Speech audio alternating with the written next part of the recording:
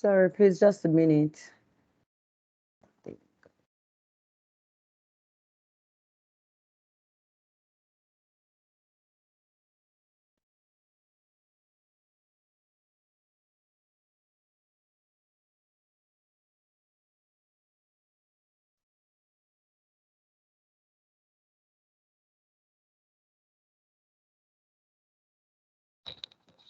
Okay.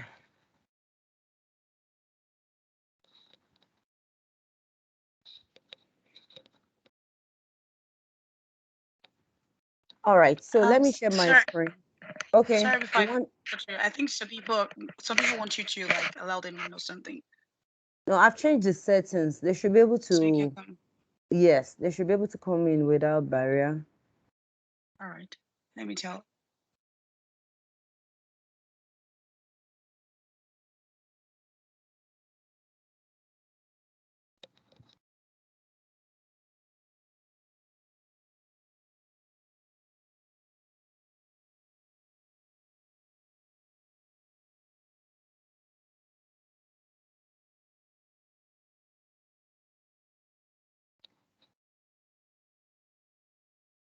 All right, so we are welcome online. Thank you. Thank you for, okay, no mic option for us again. I think I've done that. Just a minute. Allow mic. Okay. I'm sorry, I didn't save it the first time, so I think that was why it went back to the default setting. So I've allowed, and let me also allow camera for those that might want to turn on their cameras.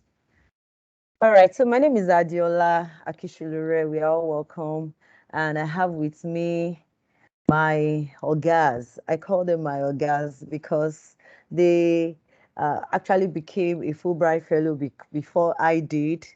I have with me Olalekan Adioko and Adiola Adefemi. Glory will be joining us very soon from Rivers State. She'll be joining us very soon. I said for those of us that joined earlier, she actually called yesterday, although we've spoken just now. She said she will join, but she might not be able to contribute to, she might not be able to speak too much because of her voice, but whatever she has for us, she can always drop it in the chat box. So I want to thank every one of us for making our time to at least get some tips on how to write your Fulbright application. And I want to thank my fellow alumni for also making time out. They are always very busy. Adiako is always busy. Adiola Adefemi is super busy, but thank you so much for making our time. As a matter of fact, I did the flyer. I came up with the whole of the program before I even informed them. But thank you. I appreciate your spirit.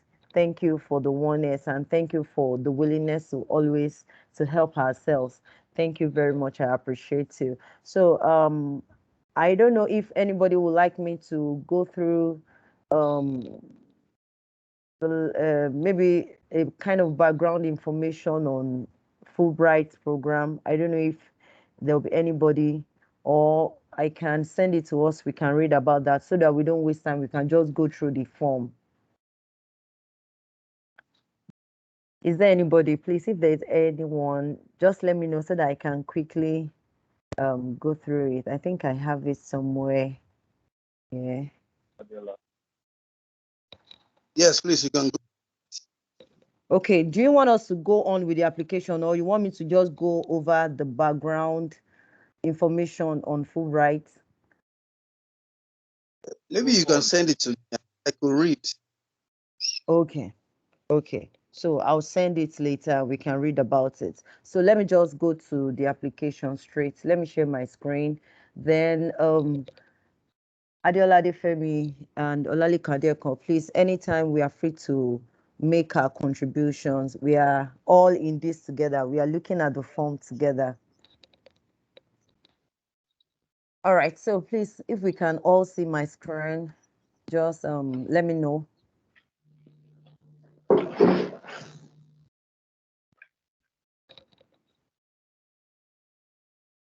Okay, let me see.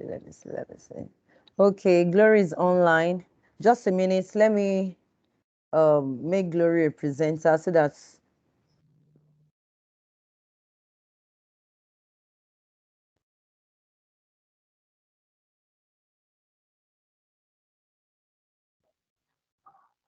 Okay, welcome, Glory.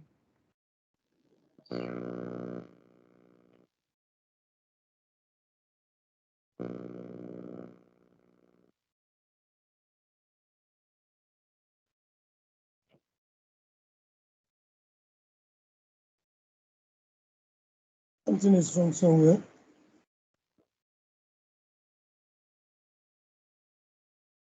Sorry, just a minute.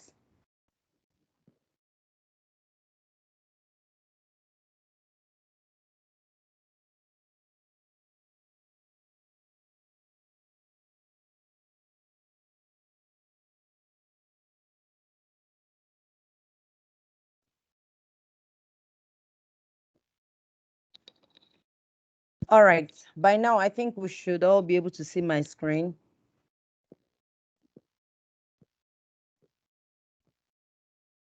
Please, I need a Yes. feedback. Okay. Yes, we can see you. Okay. All right. Thank you very much. So this is how, although this is a PDF form, this is a PDF format of the form. So when you're going to fill online. But I just generated this PDF format so that we can be able to use it during this program. So this is what you're going to have. It's going to start with a general information about you. It will ask for your first name, and I'm going to advise that you write the name that is on your international passports, the name that you have on your international passports. Um, I think I might need to give a little background information on Mr. Adiako, please, can you help us with some background information apart from the number of teaching experience? Somebody was asking me before now that if she has, let's say, 6 years teaching experience, 4 years in private and 2 years in public, that can she apply? So I said, well, I would not be able to answer that question. I don't know. So, Mr. Adiako, since you have more experience, what do you feel?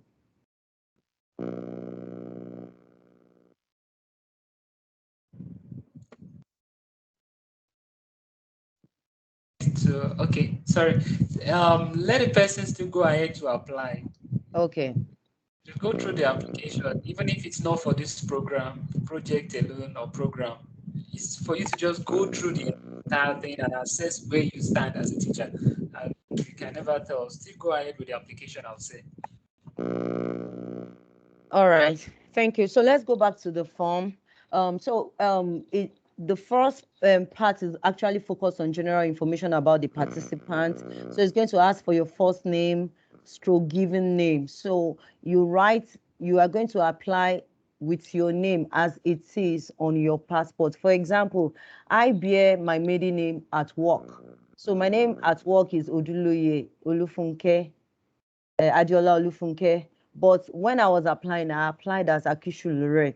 So it's important that you apply with the name that is on your international passport, because by the time if you're finally selected and you have the name that it might be an issue. So it's advisable you apply with the name on your international passport. Then it will ask for your title, country of citizenship, country of legal residence.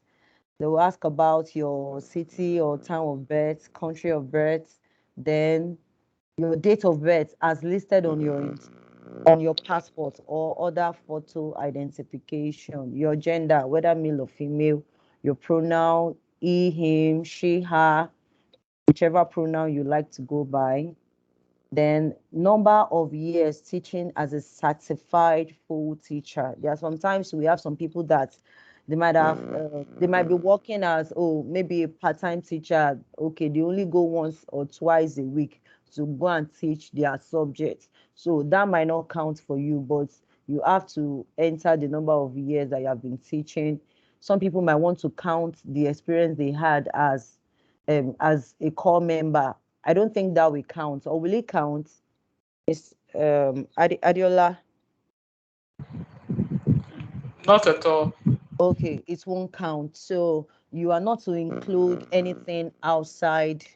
It has to be a full-time employment. Then have you ever been convicted of a crime? Then you have to, and this question, how do you describe your ability status? Please, who can help me focus more on that? Because I really can't remember what this is all about.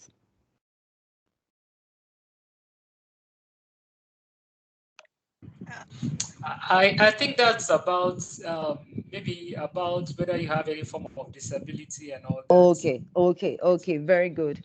Because I was actually looking at that too, and it's very important for us to state it. There's a case of this lady that was finally selected, and when she was traveling, I think at the Mr. Clemson shared it with us at the point of at the immigration is this stage now where they were just going to Visa, I stamp. think. Sorry. Yes, was it visa? I think No, she it, went it for a visa or wasn't. something like No, it wasn't visa because Mr. Clemson said it was when they were checking luggage that they saw some drugs on some maybe nervous disorder or something. So they were asking her, what's this about? So I think so at that point she was saying, oh, she has some kind of nervous disorder or whatever, but she didn't state it in her application. And because of that, she was refused entry into the United States. And Mr. Clemson felt so sorry for her because he couldn't help at that stage any longer. They felt she was being dishonest and, anything, whatever condition, maybe medical condition that you might be having, it's very advisable for you to state it at this point if you have any. Okay, I think they don't want to call it disability. That's why they are using the word ability. So if you have any maybe medical condition, even maybe you're HIV positive, no, it's not going to affect your being selected. So you can state it there. It's just what they just want. They want people that are honest. Then what other information is important for us to know about your ability status? That's the point where you need to declare whatever issue maybe that you might have. Then they'll ask you, how did you learn about the program? You're free to put that maybe on social media through your friend that is an alumni, whatever form you have learned about it, you write it there.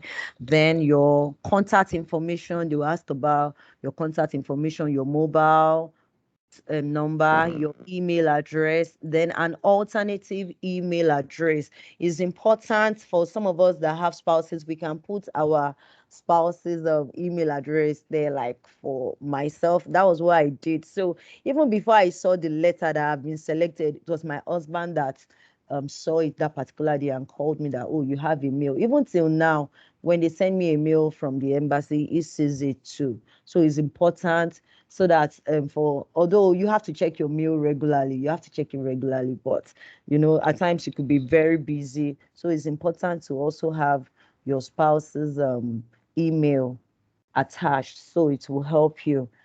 Then your home mailing address too, streets, city, region, postal index or code. You can Google that and it will help you. You can get that.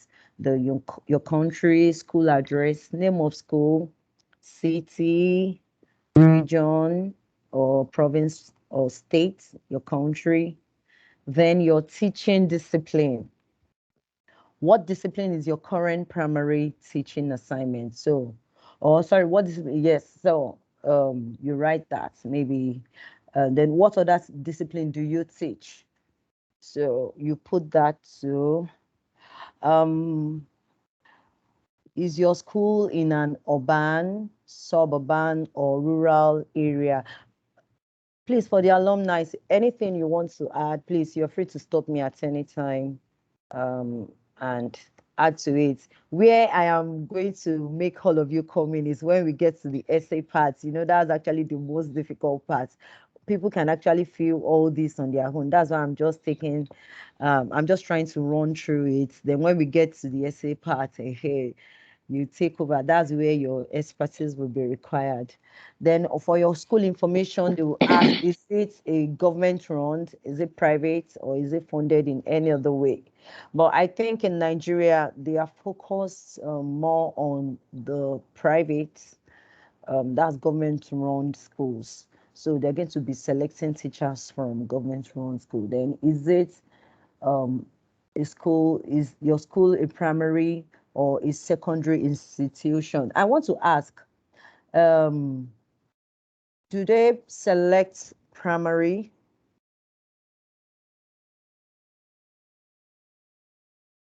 This is the first year of the same primary there. I saw it while I Okay. was checking.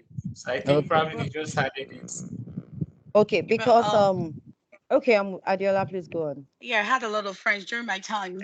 Though I don't think they selected from Nigeria, but in my cohorts, we had so many people from primary school, even private schools. So Okay, I don't. that's Yes. but we are looking at Nigeria now. So So I think this is the first time I'm saying this. okay, I think this is just a general is a general form for everybody. Like this is the same form those in other countries too will fill. So I think that's why that primary is there. But I think for Nigeria, our own case here is peculiar. So I think it's just focused on secondary, because I was going through the post by the U.S. mission, the one you shared with me, Adioko, the one you shared with me, the interactive section that they had at Enugu last week.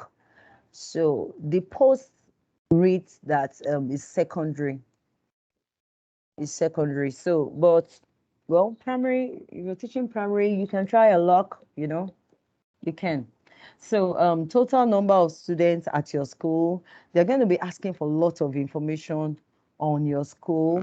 So total number of full-time teachers at the school, total number of part-time teachers, grade level you teach at the school, average number of students per each class. For some of us that have 100 and something, you're going to write it there. And then in the current school year across all semester, yeah, then does your school serve an underserved or disadvantaged community, LGBTI, students with disabilities, maybe for teachers, those that are teaching at special schools, or is it for low income families, racial? So it's important to state all this, whichever community or people that your school is serving. It's important we say you state it. Then, do students pay tuition to attend the school?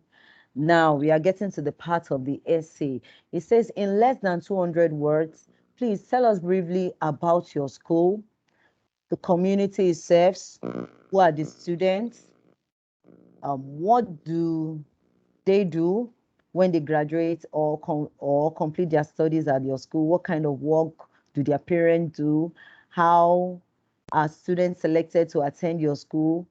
Please briefly share any other important information about the school community here. So this is the first essay, and they said in less than 200 words. That means it should not be more than 200 words, and you have to capture all these. So how can this question be answered? So over to you, my guys. Oh, why are you throwing the question to maybe just call someone's name to be everybody answering Okay, at the same time? okay, you can go first. Okay, please can you take your slide? Can you take it up a bit? There was a All right. question before this. I mean, talking about the no, take it up a bit too. Oh, okay. Yeah, the one prior to do student paid tuition. Yes. Does your Okay. school serve an underserved or disadvantaged community? I think this is where there are two cohorts. There's one for gender, which was the one I went for, and there's one Okay. for pedagogy, right? Okay. And Okay. Yeah. So I think this is where you really have to, because here it's talking about looking at everybody, like capturing everything.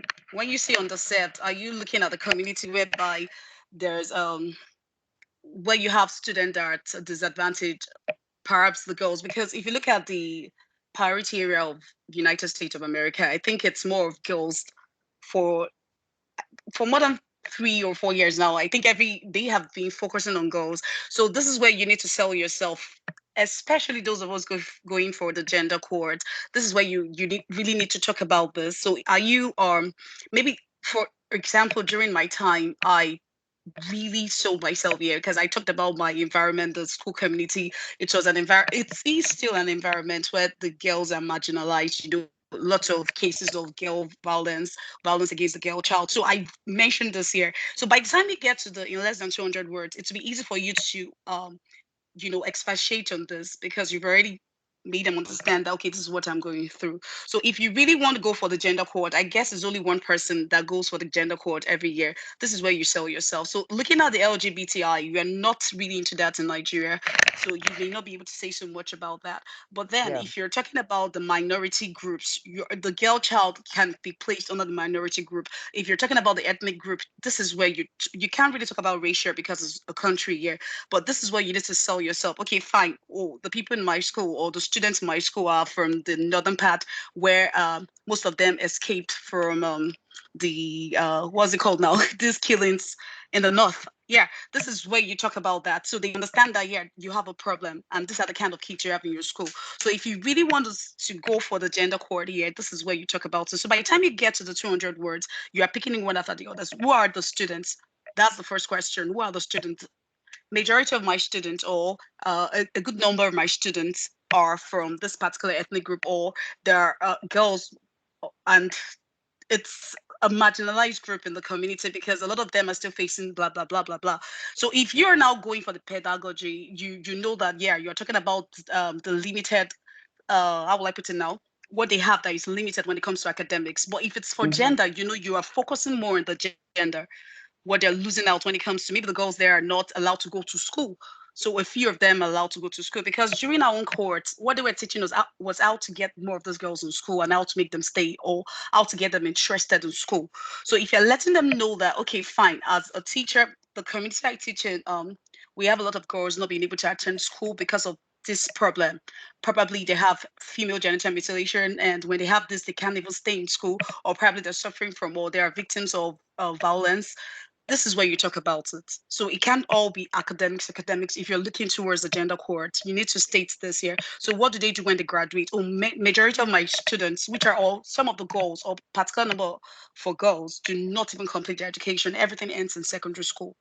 You get what I'm saying? So now you're painting a picture for them to understand, okay, this is the problem I have. I don't even know how to go about it. Because when you're looking at this is helping, they want to help you. The mentality is to help you. So you need to make them understand that this is the problem I have. So what kind of work do their parents do? Most of them are indigent. Most of the students are self-sponsored. That you already painted that picture, so they're looking at the fact that you need help when it comes to managing this kids in your class. So if you're looking at the pedagogy, then you're focusing more on the academics. But if you're looking more at the gender core, then you're focusing more on the kind of kids you have when it comes to discrimination or marginalization. So that's just what I want to say here. So it depends on which cohort you want. There are always two cohorts: the gender cohort and the academics. I think it's called the pedagogy or something. Yes, yes, you're very correct. So I'm sorry. So Okay. if yeah, so please briefly share any important information. This is, I think this particular piece is where when I talked about how these kids, many of them are victims, and what I was already doing at that point, like to help them. So okay, fine. If you have this, you want to give them like something to hang on. So what have you been doing? Yes, there's a problem. Have you done anything? What have you done? Who have you invited? What have you, but then you need to like streamline it to something that is not out of, maybe you want to talk about other, like then I had people helping me from UK, but I didn't talk about that. I just streamlined it to, okay, everything I'm getting it from Nigeria, but of course I need help. I don't know how to go about it. Everything is brief. A sentence can capture a lot.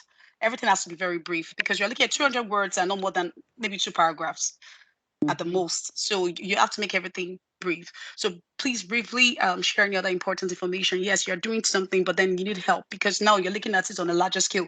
You don't want to stay in your community. You want to spread it out of your community. You want to help because basically you're starting with your school and then you're looking at other students in other schools in your community and you feel that you can't do this alone, but you need the right approaches, probably the gender sensitive approaches that would help you. That was what I was just pointing out. Like I need gender sensitive approaches that I can use because the ones I have are not enough. And I feel that if I can get it from a developed country like United States of America, that will be of help. All right. Thank you, Adiola. All right.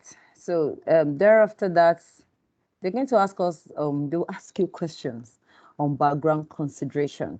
As a teacher at your school participated in the Teaching Excellence and Achievement Program, or the International Leaders in Education Program, the Fulbright Teaching Excellence and Achievement, that's the FulbrightTEA, that's the one we are all alumni of, then, or the Fulbright Distinguished Award in Teaching Program. If yes, what is the teacher's name, the program, and the date of participation?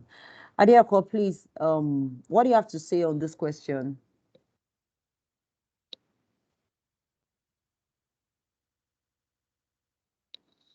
Nothing serious really. So if you do not have any teacher in your school that have participated in any of these competitions, that won't count against you really. Yeah. So it's just for you to, I think there is always a first in everything. So I'm not sure anybody in Ogun State that participated in the program, even up to date. So, and that shouldn't work against anybody filling the form. So they just want to know if maybe somebody that had gone for the program is the one influencing you, or maybe the person had done something quite commendable after coming back from the program. It's just to get a kind of feedback on their own part too, whether their alums are really doing something worthwhile.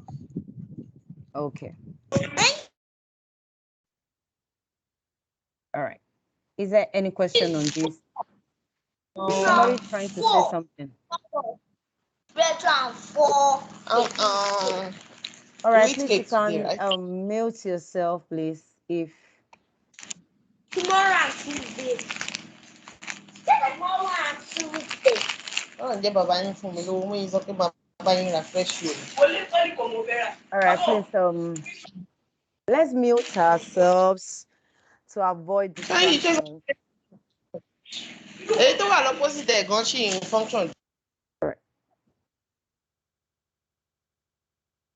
Okay, I think it's better now.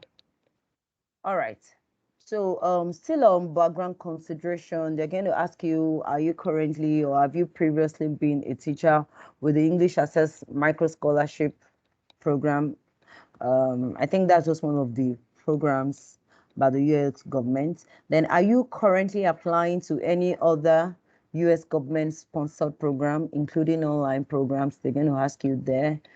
Then are you currently applying or do you plan to apply to any other professional development program in other countries for the time period of this program? Of course, once you say yes, automatically you won't be considered because of course you can't be in that program and also be in the FulbrightTEA program.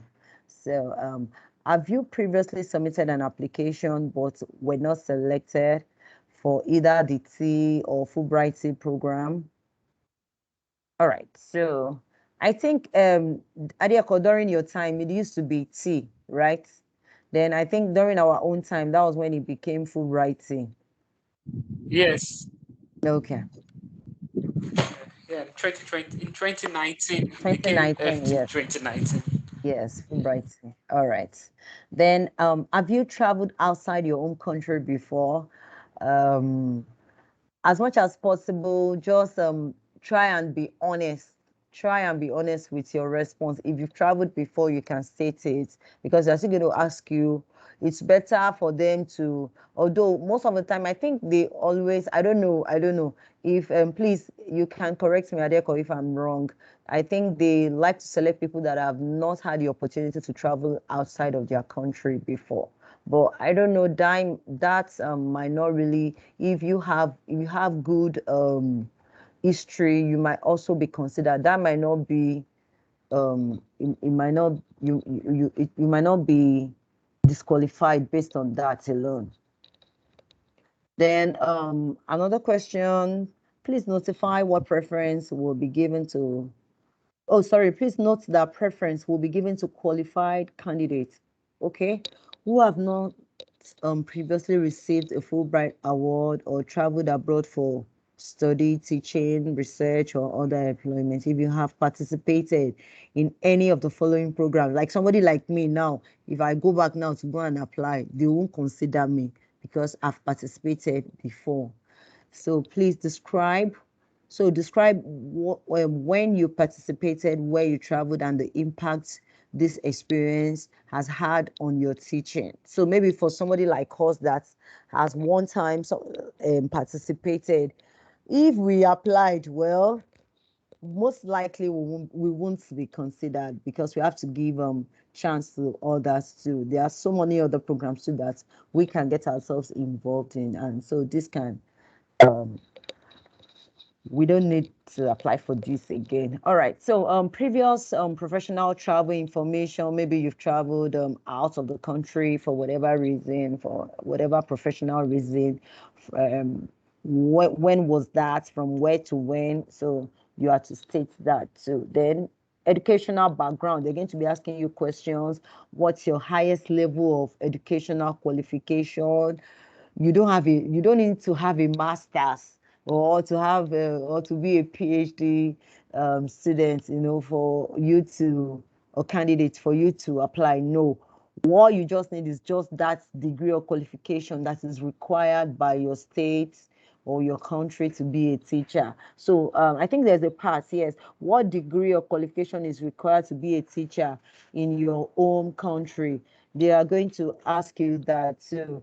Then please confirm that you have obtained the required degree or qualification required in your home country or in home community to be a certified teacher. They're going to ask you. And even when I was finally selected, sorry, please, just a minute. All right, I'm sorry about that. All right. So when I was finally selected and they called me for the interview, they asked me that question, that do I have the required qualification? And by that time, I was employed as a non-education graduate, and we were told to go and obtain our PGD. And by that time, they were calling me. I'd finished, I think we're just waiting for convocation then, but by that time I'd already finished everything as touching my PGD. So they're going to ask you. So it's important to state, if you're still on the program, it's important to state it there. If you're true, it's important, and if you don't have it, it's also important to state it there. And they will ask about your foreign language proficiency. I think that is focused on English. What's your proficiency? Reading, writing, comprehension, speaking? If I'm right, Adiola?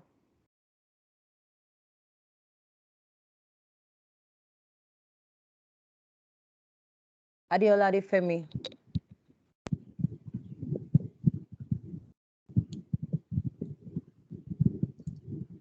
Okay, Hello, are you asking about the foreign language yes, the proficiency? foreign. I Right? think it's just English.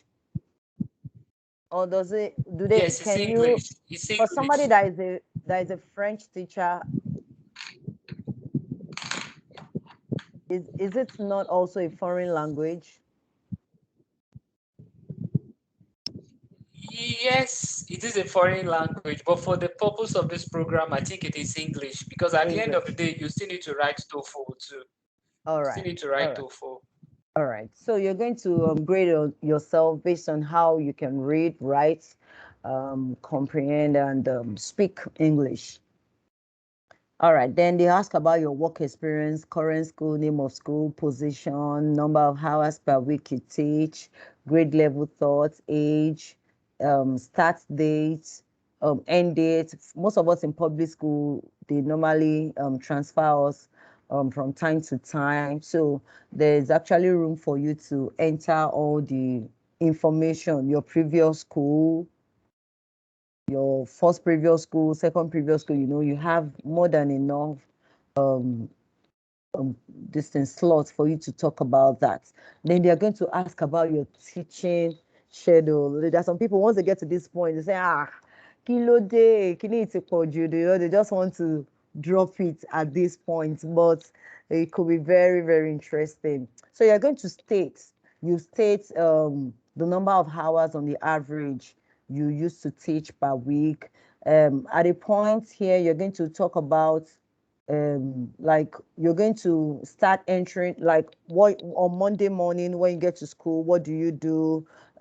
Assembly, maybe 7:45 to 8 a.m. From 8 a.m. to, then you're going to try and bring in your timetable, maybe 8:40 to 9:20. My first and second period, I teach SS2 biology or whatever. Then from maybe 12 to 1:20, that's sixth and seventh period, I teach this. So you're going to be very, very detailed. You'll be very detailed. You have to be detailed, and you have to be as detailed as possible. You talk about what you do on Mondays, Tuesday, Wednesday, Thursday, Fridays. You're going to state all that there. Then the number of students in your class, in each of those classes, you're going to state all that. So they'll ask about your additional education or professional experience and activity. Now, this is where volunteering, this is where the advantages comes to play. Please list activities you have pursued to maintain and improve your professional training as an educator. For example, conferences, professional training, like some of us in Education District 6, the professional development training that we had in February, this is one of the places where you can write about it, what you learn, publications, certificate programs. At times, some of us in Lagos, we say, no, me, I can't pay for training except the state government sent me. No, it is, if you see any training, there are some trainings that you pay for. I have a friend, although she has relocated now in District 6, some of us might know her. She pays, she goes for programs that she even pays in dollar, in pounds, to attend. And she's also a public school student, teacher. So we don't have to wait until the government pays for us. All this, we can actually do it all by ourselves. Then please indicate if you have led professional development programs. Some of us, we might have helped out maybe 5 to 3 people in our school. Maybe you have organized a training for them to help them. This is a place for you to state it. Then list professional organizations that you are a member of and describe relevant work of your community relevant work in your community outside of school. So I don't know if any of the alumni would like to add maybe one or two. Glory, if you're able to speak now. Glory, are you there? All right, let's move on. Adioko, please, would you like to shed more light on this question? I think you've done justice to it. I just want to add that the part that says you should list professional organizations that you are a member of. I think organizations like professional organizations like maybe Google Teacher, Microsoft Teacher, and some of these organizations will really come in handy there. This is just to show you as not just a local teacher, as a teacher that will be able to rub shoulder with other teachers in other parts of the world, because you're going to be paired with a teacher over there. So they want to see somebody that is well exposed, somebody that will be able to work with other teachers from other countries. So you might want to look at your portfolio. If you've been part of different professional organizations, you can put that there. And even if you've had international certificates in education, you can as well just put that there too. Yes, thank you. Then for some of us that we might not have had opportunities, to probably earn certificates here and there. But some of us, we are in our school. You belong to a society or a club. You can actually include that. Maybe you're a member of Red Cross, you're a member of this. I think that too will also count. So you can actually include that too.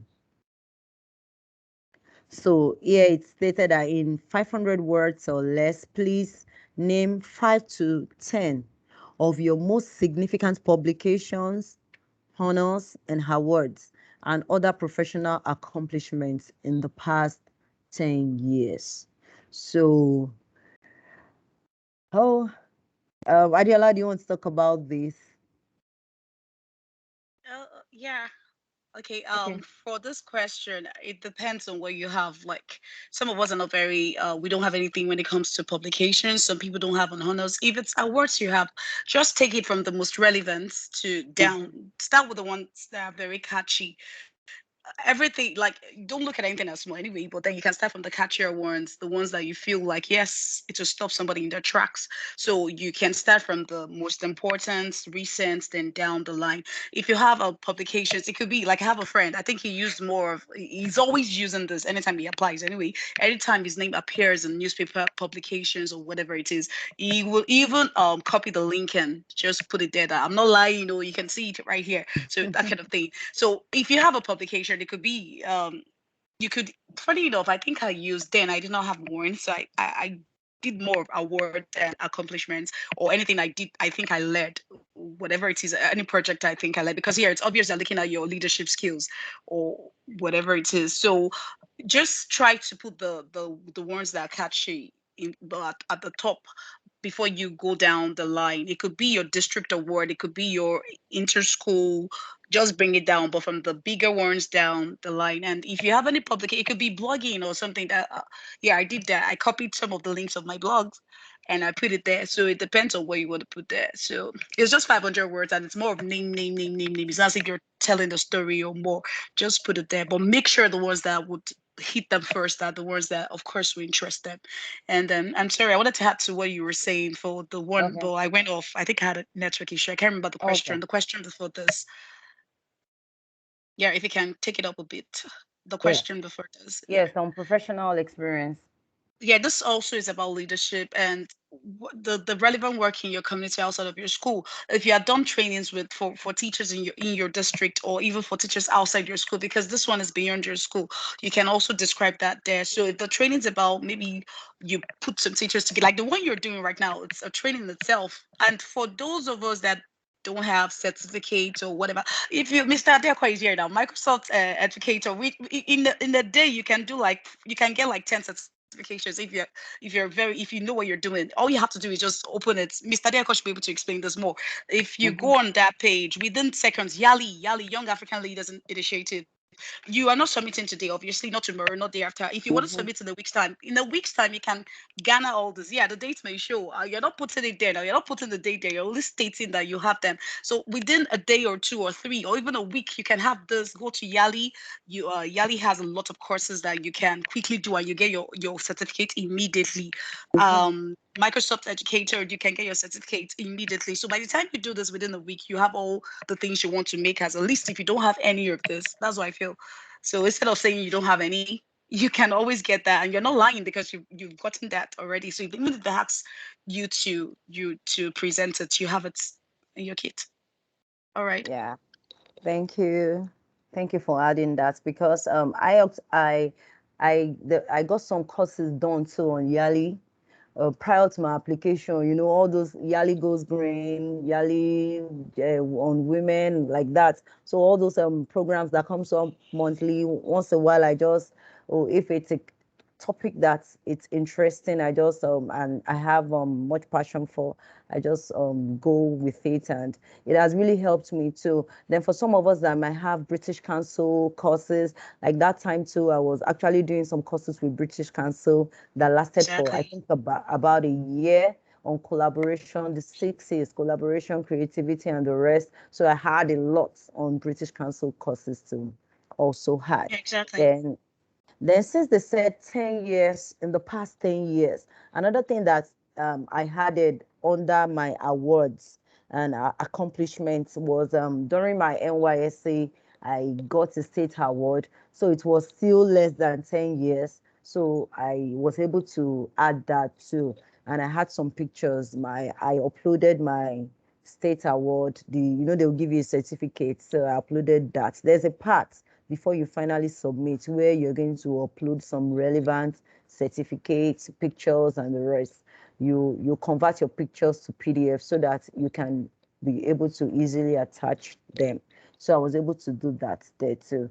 Then Fulbright gender cohorts. I'm going to leave this to Adifemi because I don't know. I don't have much information on gender cohorts. Adiola, please help us with this question.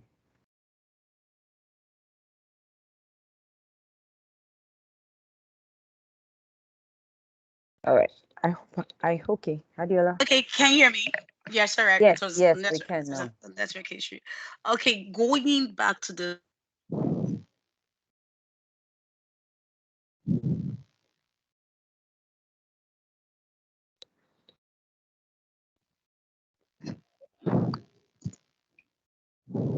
Okay, just a minute, I You hear guess. me? Okay, Glory, you want to say something about the gender cohorts? Not really. Can you hear me? Yes, I can. It's Okay. good to hear your voice. So sorry about I'm sorry. I'm sorry. You have to bear with me. finally. Yeah. Yeah, no problem. So I think for the gender cohort, just like what I think, I think it's basically like if you want to focus on the girl child in total. And then like for me, when I was answering this, I was like trying to focus on the things that I do for my students who are females around the school. Like there are most of them who come complaining of one thing or the other. What I do to like assist them, to help them in one thing, I put it there. Like I let them know what I was doing to help them and why I was really interested in focusing on the girl child. So that's just like my little contribution concerning that. Maybe Adiola has more since it's like her area. Okay, thank you, Glory.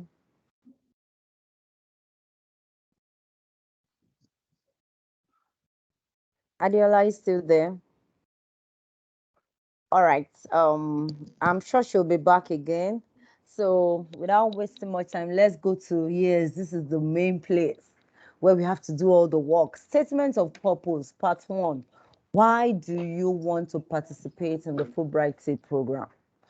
Adioko, over to you. My tongue is so Yeah, okay. Somebody's talking again. Let me. All right, Glory. I think that's my twins that I is guess it's your talking mic. to us. Okay, I'm sorry to everybody. I had to disable the mic when somebody was talking through the mic earlier. So you All can right. always make use of the chat box. So I've been responding to some of our messages in the chat box. Okay. So maybe I'm probably at the sorry. end of the Because I'm sharing my at the end screen, of the I won't session we be can. able to. Okay. I'm sorry. Sorry to cut you. I can't see all the No chats that are problem. I'll coming be in because responding to I'm the sharing questions. my screen. Yes. Thank you. Thank you. All right. So please, can you Okay, enlighten us? Adiola's mic. I'm coming. I'm trying to unmute Adiola. Okay, Adiola, you can unmute yourself now. Maybe you can make Adiola presenter too and Glory so that they won't need to request for their mics to be unmuted. Okay, so the question says, why do you want to participate in the FulbrightTEA program? The number one thing that you should have done before even filling your form is to try and learn about what T or FT is all about. So that while you're trying to write your own statement of purpose, you want to ensure that there is a nexus between what you're saying you really want to do and what the program is all about. So the program, really, you've read about the program, what you're going to achieve over there, what you're going to be doing when you get to the US. And at the same time, you now want to look at what you want to do too as a teacher. So you want to ensure that you marry the two. So you won't just be talking about something that is outside the scope of FT really.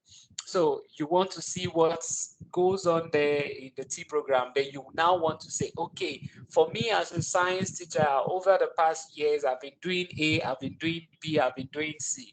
And I would love a situation whereby I'll be able to collaborate with a teacher doing similar thing in a particular place so that when I get back to my country, I'll be able to do more. So that's something that I've been able to just craft really now. So you want to really sit down, really, this is about the most important aspect of the application.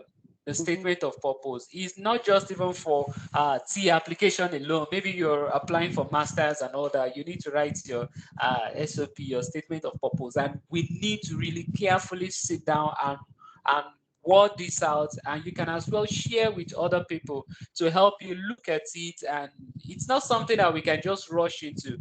It's going to be very short, but at the same time, you want to ensure that it's really loaded. I wanted to say this while Adiola was talking too. It's important also that you drop one link or the other in your form too, as you're filling the form. At times, it will just tell you to write 200 words or 50 words or something words, and you feel maybe the number of words will not do justice to what you really want to say. You might just want to drop link there.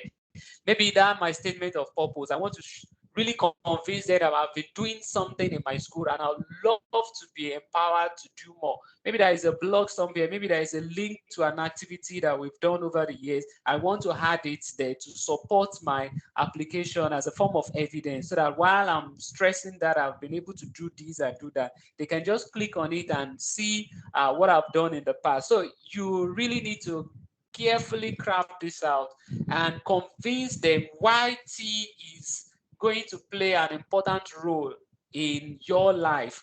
That is what they really want to see there. So going over there, what do you want to do there? Before you can know what you really want to do there, you must have read about tea. You must have even researched about maybe what they do. If you're a science teacher, you've researched about what other science teachers that have gone there were able to do. If you're a language teacher, you want to still learn about what they've done over there too. And if you're going for the gender core too, you have something you've been doing in terms of gender, and you want to add what attending T will add to you really. So that's important. So that's the aspect I just want to mention. Maybe Atiola Femi can add to it as well as Glory. Okay, Adiola, can I say something? Yes, please go ahead. Okay, so just like Adeko has already stated, at this point, this is where you come to sell yourself. Why do I say that? This is like having what they call the elevator pitch. That's in a short period of time, you have told them everything about you and what you are all about. So this is the time when you try to convince the committee that you are the real deal, that this is the reason why you're standing out above every other person. You want to tell them, let them know that you really know what the T program is all about, what they are giving out. You have to align it to your own interests too. So you have to let them know, like when they were talking about technology, I was curious about learning how technology affects my classroom and how I can use technology to improve my classroom, based on the fact that I was teaching in a rural school where we didn't really have these facilities. So I was excited and I was committed to using these things when I come back. So I stated it there and I let them know that I want to participate because I really want to see how this, can be effective in bringing the much desired results to my overall classroom experience.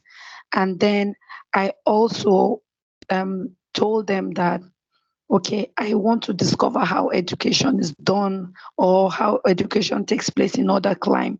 You understand? I want like to have this global feel of how teaching is also done in other places, Nigeria is all I know about. What happens in America? How are their classrooms organized? How do the teachers carry out their own instruction? So I put all this down and said, so I'm interested in knowing how education, how learning takes place in other clime, and what other better place than the US for me to be able to observe this thing because of the high level of technology and advancement. And then also, I think I related it to my hobby. Like I told them that I like traveling. Traveling is one of my hobby. And so I feel that participating in this Fulbright program, apart from the benefits it's going to give me to my professional career, it's also going to fulfill one of my dreams as a traveler. You know, I get to see a new place. So that is something for me. So these things are the things that you put that really tells the committee that, okay, yes, this is high interest. Yes, this is what she's about. This is the reason why she really wants this because it's in line with what we also are offering, and she can bring change through this program to her community and to her classroom. So it's very important that you know your interests come into play also here. Just sell yourself in the best way that you can sell yourself. All right, thank you. Thank you so very much, Glory. The next question, I think I would like Adiola Difemi to handle this. Describe an occasion when you were a leader or set a positive example in your school or community.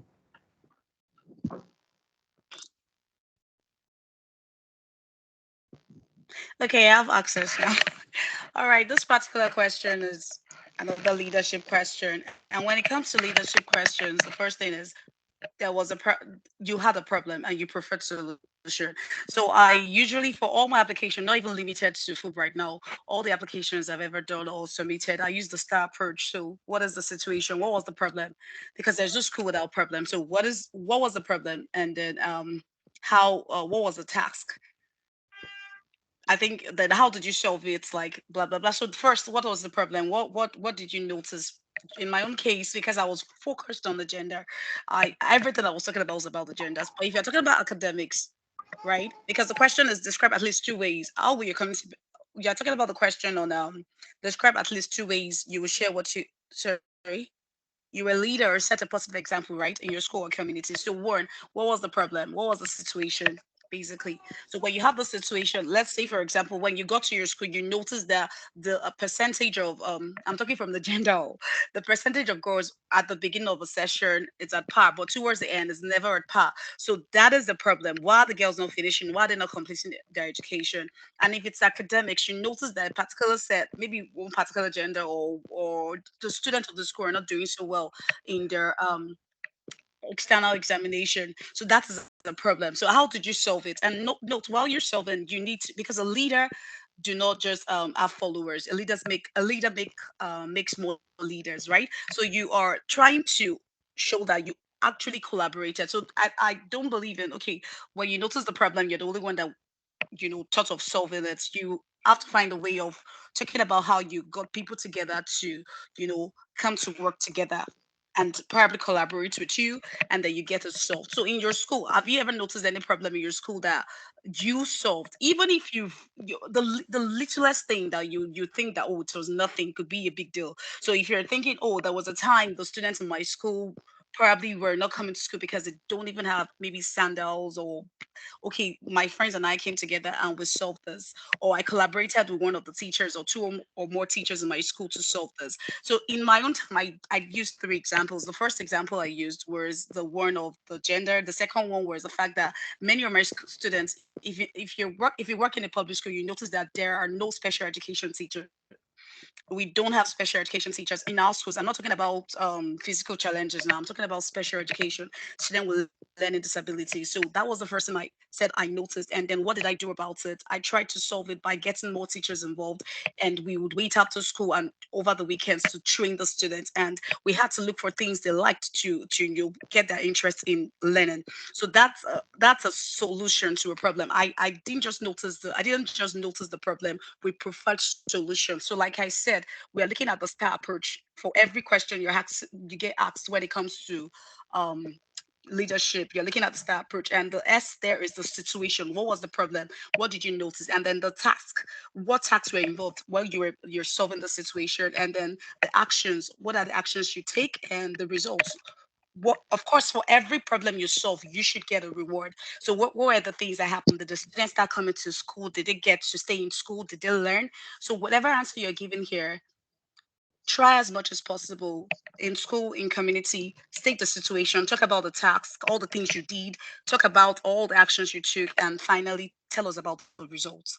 Oh, our students probably passed WASE English literature that year. We improved. We went from a 20.5 to a 90.6. That's an achievement. So I think that is all I can say about that. Thank you very much, Adiola. So the next part of the questions says, how will... Adiola, Okay, Gloria, you want to Adiola. add to it? All right, Yes, please. let me just add something here because there might be some teachers who don't really know how they come up as leaders. These Okay. things are not defined, so they might not really know that in one action or the other they have, set themselves apart as leaders. So let me Okay. just give an example that pertained to me and what I put there when I was filling my application form.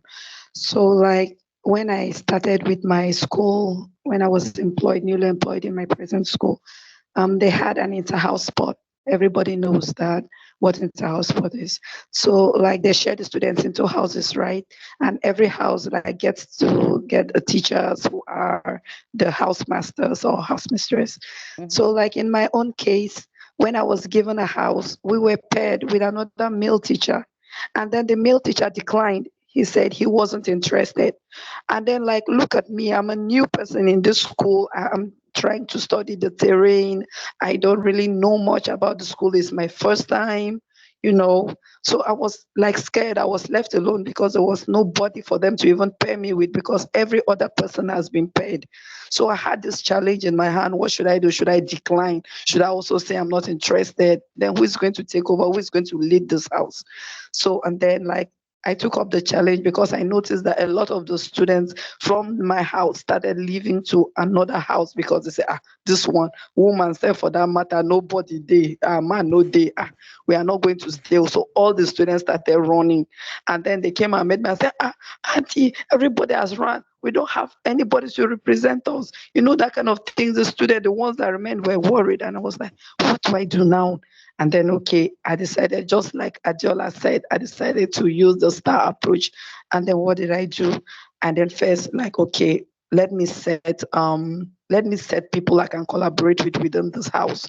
I now appointed house captains, both male and female, among the students there in the house and said, okay, you're going to be house captain number one, you house captain number two. Okay, people are the ones that are going to be helping me to organize the students, to check the ones that can run, the ones that can do high jump. You're going to help me. And then I started talking to each and every one that has run. I said, you are you going to another house? Please come back to your house. Do you know that you can be a star here? Why do you want to go and be a shadow somewhere else? Come and be a star, showcase your talent, stuff like that. I had to motivate them. And then I just started seeing that my motivation, the way I was relating with them, everybody started coming back to the house, and then the house, they have captains were helping me out. And then I made sure that, okay, anytime for events, I was always buy them sweets, biscuits, these little things that are little, but it really matters to them. So everybody was like really happy. All of them were participating very well. It didn't even show again that like I was the only one when every other person they were in twos, and I was the only one running everything. I had these other students that were helping me doing everything, organizing the events. And then at the end of the day, what happened? Though my house did not come first, but we came second. And everybody in the school was like, wow, only you did all this hard work. As in, how could you do it? Over 100 students in a group. I was the only one that coordinated them. So at that point, I realized that I stood out. That's what leadership is all about. You seeing a situation, taking charge, and making sure that things don't spoil. So that's what leadership is. So if you as a teacher, at any point in time, ever had to take charge of the situation, you're a leader. You can just put it there. That's what makes you a leader. Thank you, Glory. So the third part of the statement of purpose is asking how will your community benefit from your participation in the program? That is, if you're selected, how will the community? It's not just about you. They don't just want to invest in you, and more than $23,000 will just go down the drain like that. So they want to know if they invest in you, how will the community benefit?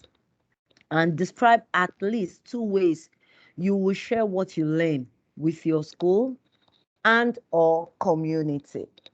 So Adioko, let's start with you. Okay. How will your community benefit from your participation? So it's not just they're not talking about maybe the town where your school reside, not just about the town, but the community starts from your school, your immediate school really, and your teaching community too. So if you want to say, okay, but getting back, I'll try and organize like a training for the teachers in my school, for the teachers in my local government, or for the teachers in my state, or probably you're saying when I come back here, I hope to probably set up a club that will address this issue or that will address that issue, or you're saying when you get back, you hope to approach your employers so that maybe there's something they've been doing one way and you want to chip in an idea of how to influence things and how to change things. So these are some of the examples of ways you can say you want to your community want to benefit from you. So they don't want you to just say when you get back and then you just be on your own. They will love a situation whereby you'll be able to rub whatever you've learned on all the people around you. So training of your teachers, not just in your school, but your community or even outside your community, trying to change the way you do certain things. Maybe in your school, maybe you will come in and you will say, okay, I noticed that our students have been doing something this way. On getting back, I hope to like look for a better pedagogy of teaching one subject. Maybe you want to introduce project-based learning in your school and you want to change certain things in your department. You want to work with your HOD to change certain things, or you want to work with your principal to change things, or you even want to work with your district or your Ministry of Education to bring about a change. So these are ways that you can really say you hope to change things. During our own time, we were made to even write a letter to our future self. You're made to even write a letter to your future self that in the next 5 years, write that letter as if you are writing it 5 years to this time, narrating all the things that you've been able to accomplish. So meaning you're kind of projecting that when I get back to Nigeria, I'll be able to do this, I'll be able to do that, I'll be able to do this. And they actually sent it back to us after 5 years.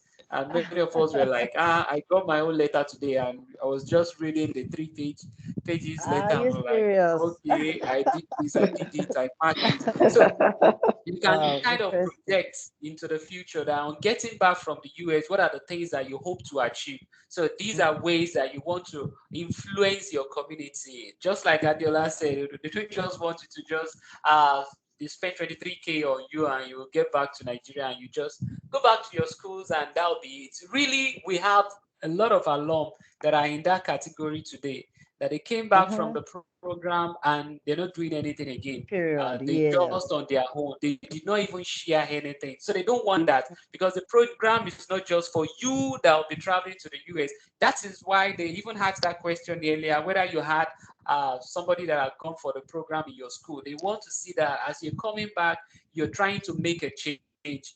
And that is why they even added that once you come back to Nigeria, you can't go back to the US and seek permanent stay until after 2 years. I think they've 2 years. changed 2 years now. I think they've Yes, before it used to beyond be a 2 years year. now. No, it's 2 years So now. they want you to really come back home and make friends and make a change. So those are the things that you can project how you would make a change when you come back. Thank you very much. Just by the way, I was going through a draft of my application. Okay. I just ran into it and I was reading. I actually laughed at myself because at this point I wrote there that I was going to reach out to teachers in my school. I think we had about 50 teachers in my school. So I was just looking at those 50 teachers. I wasn't looking beyond them. Okay, I was going to reach out to them, and maybe if I am able to train them, then maybe they will be able to, I was just looking, and I looked at what I've done now in less than a year compared to what I wrote there, and I actually laughed at myself that wow, oh, no, no, no, no. It was just so please just think big. Don't oh, how am I going to do it? No, just think big. You can work with NUT to reach out to a lot of teachers. You can there are some bodies that you can work with. You can work with STAN for some of us in science, or subject that are teaching science subjects. We can work with lots of bodies for us to reach out to people. So when you are writing this particular, when you're writing about this particular essay, don't limit yourself that, okay, maybe you have 20 teachers in your school. Okay, when I come back, I'm going to be training 20 teachers. No, don't do that. Don't, look beyond that. Even look beyond your state. You want to reach out to maybe science teachers across your region, science teachers across, or maybe English teacher across my state. I want to do this ahead. So that's just by the way. So the next question, describe, oh, I hope I'm not missing out something. Okay. Okay. All right. This okay, during the Fulbright program, participants interact closely with participants from other areas of the world. What steps would you take to work? Would you take to work and collaborate successfully with a person from another country? Give an example of a time you demonstrated flexibility in interacting with someone from a different culture. All right, Glory, you want to share? Um, okay. So this part, they want to just see your relationship, the way you interact with people generally. Because since it's an international event, you have participants from everywhere. So they want to like test your ability to be able to like correlate with others that are different from you. So I think really at this point you should show that you're sensitive to the needs of others. You know, you should also show that you're empathic towards others, and you should also show that you're not critical about others, because you don't want to be in a situation where just because somebody does not eat the type of food that you eat, you guys see the person say, ew, what nonsense is this? This kind of stuff, because you see a lot of that. Mac and So cheese. yeah, and lasagna. So you need to be, so then they really want to know that you're a kind of person that you can relate well no matter where you find yourself. So giving an example of how you have demonstrated your flexibility, like for me, let me share my own experience and what I wrote. Like I stayed in the north, I lived in the north, and we all know sometimes what goes on there. Being like a Christian from the south in the midst of northerners is quite difficult, and we Well, undergo like you're not a northerner. yes, yes, Okay. yes. I'm from Cross River, right? So, Mhm. but I lived in the north, yes, and I schooled in the north. So we get to face a lot of challenges, due to tribe, language, and things like that. So, being somebody who has faced that, I told them that I understand what it is for a person to pass through the kind of experience that I went through. So it's something that I told myself that I will never subject anybody to such experience. So I try as much as possible to be empathic. I try as much as possible to be open-minded. No matter who you are, I accept you. I try to understand you. I try to relate with you in the best possible way that I can. You understand, no matter the race, the religion, the creed, the ethnicity, and what have you. So you should just bring out these examples in which maybe in case you have stayed with people from other tribe, because now there are so many of us, we have not stayed with whites before, so you cannot just go and start bringing imaginary whites. So if you have had the chance to stay with somebody from another culture entirely that doesn't quite relate with yours, it's not in synergy with your own culture, and they're doing their own things differently, how were you able to tolerate that person? In the hostel, in the university, all of us lived with roommates. How were you able to relate with your roommates? Because everybody is different. Everybody comes from a different background. How were you able to live synonymously with that person, not to have issues, not to have conflicts? So put all that down there. That's what they want to see, your ability to be able to, to tolerate, your ability to resolve small issues with the next person. So that's it. Okay, that's great. Also in Okay. addition, I just want to. Okay, Adiola, please go ahead. Yeah, just to add to what she said, Okay, you please. could use your NYC, Yes, exactly. yes, you could use that Yeah. period to show, just make sure you're showing tolerance and flexibility. Because I thought that was a very silly question when I saw this particular question. Like in my mind, like, you are taking me abroad, let me go and enjoy myself, kind of. So I don't think I'm gonna have issues with people. But trust me, during my time, we had a Oh lot my of God. issues. It was A so lot. embarrassing. We had Glory. a lot that we had to report that Ah, particular year. So it's something that you need to show that you can tolerate, because people have issues as minute as telling the other person that, oh, you talk too much or not. People were complaining about that. So if you're talking about this flexibility and tolerance, tell them how you be able to manage people when it comes to their choices, when it comes to maybe the way the food, everything, their culture. You need to tell them what you Yes. would do and what you Mhm. even if the person is not giving this to you, this is what you will still do. Do, yeah. Yeah, so exactly. Use the National Youth Service is a very good example, because there are different tribes coming together. mhm, It's not mhm. just one tribe, you get. So how did you survive Yeah. during that period? Yeah. Yeah. Yes, that's a very good point. That was what I capitalized on. I've never been out of the western part of Nigeria, but at least for that 1 year, I was out of the western region. I served in the east, so I learned their language. I learned how to eat their food. So those were the things that I wrote on to.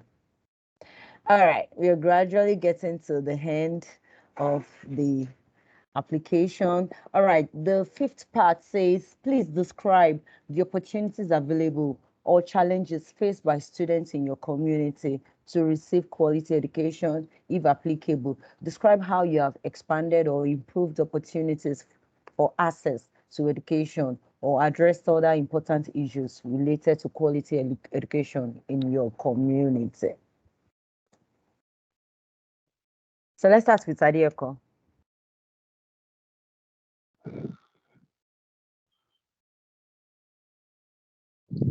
Sorry, I didn't catch that. I was busy doing something else. All right. Okay, So, describe the opportunities. You're talking about part 5, right? yes, yes. The opportunities available or challenges faced by students in your community to receive quality education, if applicable. Describe how you have expanded or improved opportunities for access to education. Just like Glory and Adiola too said so much about the students in your area. If you feel the students in your area are going through a kind of challenges and how you're able to help them really. Maybe you have students that ordinarily they don't have people to share their complaints with, and probably you set up like a group and you make yourself available to this set of students and you help them. Or maybe there are other issues in your community, really. Maybe a lot of people are having issues doing one thing or the other as per your students, and you took it upon yourself to say maybe you want to set up like a free coaching period for your student, or you want to make books available for them.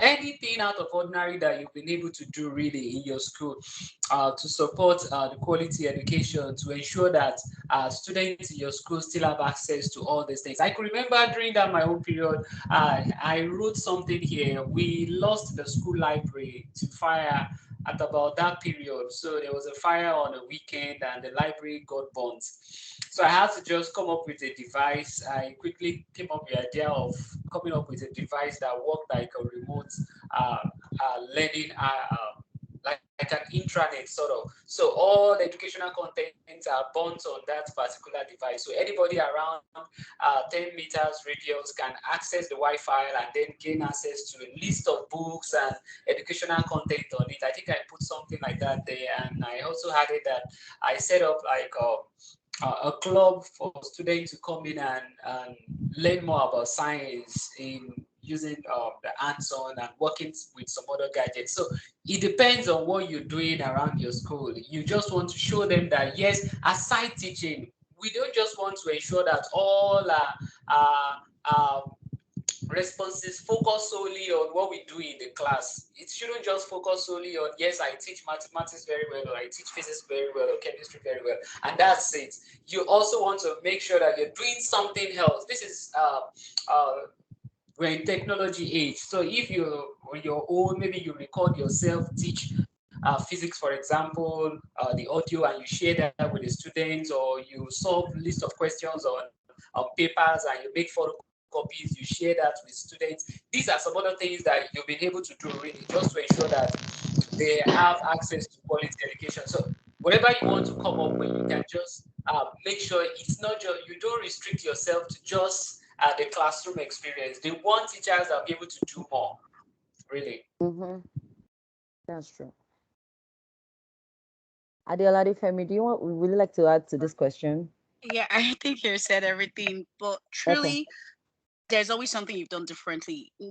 You may feel at that point that, oh, it was a small thing I did. It could be as minute as just preparing students for a competition. Like you changed somebody's life. Probably when you got to your school, there was nothing, and then you trained a particular set of students or a set of students, and then from there you expanded. It could be as minute as that. Whatever you did that is outside the classroom, not just basically for the students you're teaching, things you did outside the classroom. It could be as minute as maybe during the lockdown, probably you did free you gave something free, you did something free online or whatever. If you have a link, you can copy it and paste it there. So whatever you've done, and I feel there are two questions. It's a two-in-one question, but it's an or. So it's either you choose the opportunities or the challenges. But for an application like this, I think you should focus more on the challenges, because Challenges. here, yes, it should be more of the challenges. If you're talking about the opportunities, probably you don't need this program, because yeah, it's how will I put it, they're trying to help. But if you're looking at the challenges, then yeah, you can think about everything that you've done, and you don't have to write everything. It could be two things and you expand it. So make sure that there's a progression. Yeah, you started from somewhere and then this was the results you got from it. It's like, not just that, oh, I did this, so when you did this, what happened? Yes, when I did this, this was what we got from it, and from there we are now working on doing more. Like for mine, I used two clubs. It was the one of the learning disabilities. I also used the one of the secure future, which is what I I'm working with students that they don't know how they're going to go about their tertiary education. So that was one of the major issues we have. Students don't stay in school because they're not confident of getting tertiary education. And then I'm working with the students outside the school. Okay, what do you want to do? I don't have the money to give you all the time, but I can help you get a skill, acquire a skill, and then get you an equipment. So that, okay, we've had students complete their education, complete their tertiary education, and now they're giving back to the school. So there should be at least a progression. There should be a result on whatever you do. Whatever you do, you should at least have something. Oh yes, my student now, like Adiako said, now the student could get access to this, get access to that. It's not just that you did something. What happened? What did they get from it? So there should be a progression or something. Thank you. All right, thank you, Glory. Would you like to add anything to this question? I think that's about the last question we have on statement of purpose. All right, then the last box is on additional information you would like to give. Then if you're filling it online, there's a part where you'll be asked to attach supporting documents. So that would also help. Please, I want us to say some things on plagiarism, because it's something that in this part of the country we don't take serious, but over there it's great crime. So please, let's talk about plagiarism. Adiola. Yes, there are different types of plagiarism, and a lot of times we don't even know we're plagiarizing, like we don't know we're doing this because, and there are so many softwares. I think Adeko will be able to talk more about this that can help you turn it in. I think turn it in or something like that. There's so many of them that can, just all you have to do is just place that person's application, and then you find out that okay, this person plagiarized. And then sometimes when you keep putting your own application on this software is like just to check if you plagiarize, can also, I heard that can even put you in trouble when they assume that you actually plagiarize. So I think it can be original. Yes, you can read from people, you can go. I remember when I had my first time, because I did it twice. The first one, I didn't go past the second round because something happened to me during that period. So the second time, there was a particular time I mean the second one, I had to go online. I listened to people's how to write your statement of purpose. I think I've listened to so many people. I didn't copy what they said. I listened to them. I understood what they were trying to pass across, and then I decided to write mine. So even if you're looking at somebody's application, you could ask for mine. If I have it, I give it to you. Doesn't mean you're copying it. You're just looking at the way the person placed it. So because by the time you're copying, it's not original. Your second stage, that they're going to get you. They have a way of twisting their questions. And if something is not original, if you lie, there's no way you can keep with the truth because you lied. You're trying to think, you're trying to take your mind back. So whatever you do, make it your story. It's your story to tell. If you're gonna get it, you get it. If you're not gonna get it, you not get it. So we can you can get from people, tell them to explain to you, tell them to show you the copy of the application if you want that. But whatever happens, you need to make it as original and truthful. Because to that second round, I feel that's when the really get the truth sayers and the liars basically. That's So true. That's so true. whatever you do, I don't think plagiarism is a big deal for them, and there's no way they wouldn't get you, and you would even you're going to make them get you because you can maintain a lie. It's not easy. Mm-hmm. And I think somebody's hand is up. I think somebody's. Okay. And I at the think same time, I don't okay. think there is any question that will make one want to say, I want to do a research or something. They're just kind of personal questions. Your statement of purpose, tell us what you've done differently. I don't think you have any question that will warrant you using Google, sort of. So Yeah, they're kind of personal questions. So yeah, we shouldn't even find ourselves in whether we plagiarize or not. If you actually put the words together and you narrate things that you've done in the class. This is the reason why we've been telling teachers that yes, it's not that some of us are doing other things, we have so much time or we have so much money. It's because of applications like this. If you've been doing a whole lot of things, I tell you the 500 words, the 200 words won't even be enough for you sure. to really express yourself or to even put together everything that you've done. You just need to still do elimination method and say, let me remove this one, let me remove this Mm-hmm. one, let me add this. So it's you're talking about yourself. You're speaking to them really about what you've done differently as a teacher. You're selling yourself as a teacher. So there is nothing that I feel personally that you need to use Google for. In all the questions that have been addressed today, I don't think there is anything you really want to Google or you want to search online for because you're talking about things about yourself. And needless to add, for some of us that maybe our social media platforms are not there, you might want to revisit that and still spice things up there and put one or two things there because these people can actually still check and see what you've been doing. So if you've been posting about what you do on your social media platform, Facebook, Twitter, Instagram, and all that, LinkedIn, they can as well just see, okay, this person is legit. This person, all the things that she must have said or he must have said, we can really say, yes, she truly did all those things. So we shouldn't even find ourselves in plagiarism nets or courts if we actually wrote things that we have done in our schools or all around there.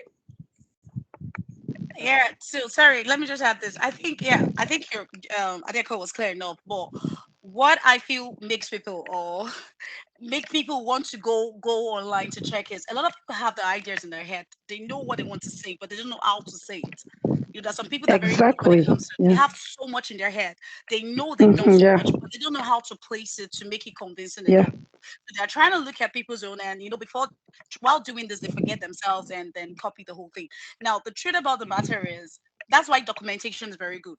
And then 500 words is just like 2 paragraphs. That's the truth. It's not even enough for you to cover everything, like Adiako said. But then if you may not have to say everything. Just pick the things that you feel that are relevant enough, and make it very clear. 2 great things is better than 10 nice things. So if you have 2 great things, talk about those 2 great things and talk about them very well. And if you find it very difficult, a lot of people can think, but they have it in their head. But putting it on paper is an issue. You can talk to someone Yeah.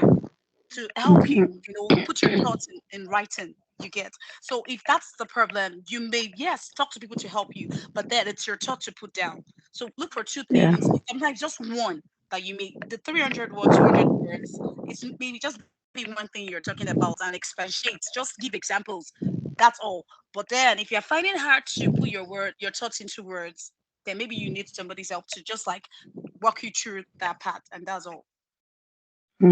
Yeah, I agree, because just like Adiola said, most of the time we know these things, but putting them in the right words, in the right manner, the right phrase, the right sentence might be difficult for some people. So like having an idea, like sometimes I do that.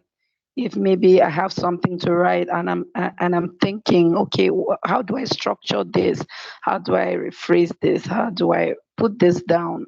It's my original idea, but I don't know how to best structure it. So I do go online. I check what people have done, how they have put theirs in writing, and then I do that. So I'm not using their own words. I'm using my words. I'm just using the idea, and to be able to guide me. So it's not as if it's a bad thing if you go online to try to check out these things, but it's only wrong if you want to copy verbatim what that person did. You must be original. So it's your thoughts. You have it in your head. Just just a little guide will just do the trick. So that's all. Thank you very much, Glory. There are 2 So questions. Sorry, there are 2 okay. questions for you. Please check the chats. There are 2 people asking Okay, questions. I am actually, yes, I want to address all the questions in the chat box now. But we're starting from the very first one Glory posted around 5:18 p.m. It's just an answer to the question that I asked earlier, that for a person that was asking about combining experience from private and public school, that counts. I wasn't too sure whether it's a yes or no. So, but Gloria has answered that question for us, that yes, she can, as long as she's been teaching full time. I did combine mine anyway. So Glory is sharing, she's speaking from her own experience. So it's actually okay for you to combine that. Then somebody's asking, how do you measure grade level? All right, and I think Gloria answered that for us. SS1 to SS3 is grade level 10 to 12. So in their own place, they call it K12 or something. So grade level 10 is their own Our SS1. SS is Is our our own SS1. SS1. Then grade 11 11 is is SS2. our own SS2. Then their own grade 12 12. is our own SS3. So if you're teaching SS1, for example, just write grade 10. Then what about somebody that is teaching GSS1? That's grade 6 now. Is 7. that grade 7? 7. Okay, so you It's can 7. just count back and Yeah. um, Diola, you remember now, that's middle school now. yes, that's middle school. Yes, yes. All right. Some of the links has been dropped for Microsoft, for Yali. Ariako, please check the link for Microsoft. I hope it's correct. So there are a lot of courses we can take and it's free. All right. Any age limits? Okay. Adioko has Yes, answered that. the links are correct, of course. Okay. All right. Thank you. Somebody's asking if there is any age limits. There is no age limit. No. At least I think our I president. answered the question already. Yes, yes, yes. No. I'm not sure if there's an age limit. Yes, I have No. someone who was about 50 years during our program. Yes, yes. We Yeah. have, yes. Okay, so your question has been answered, Olatubo, so I can see you asking again. It's been answered. Can you please go back to the teaching schedule? You did mention copying our timetable there. I really don't get that part. All right. So let's go back. Let me see if I can quickly share my screen and just a minute. I think maybe he's talking about Under where the you work put your morning experience. schedule. Yeah, Yes, work yes. experience. All right, here. I hope you can see the screen.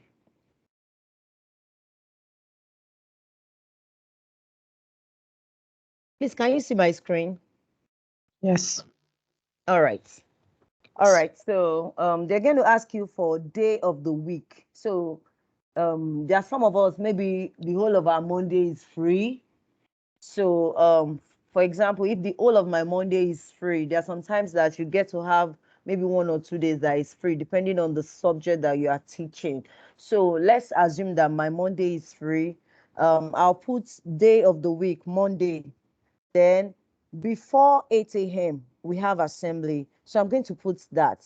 It's not that when I come to school throughout Monday, there's nothing I'm doing. So I'm going to put that on my Monday, this is what I do. For 40, maybe for 30 or 20 minutes between this time and this time, we do assembly where we pray the number of students that will be there.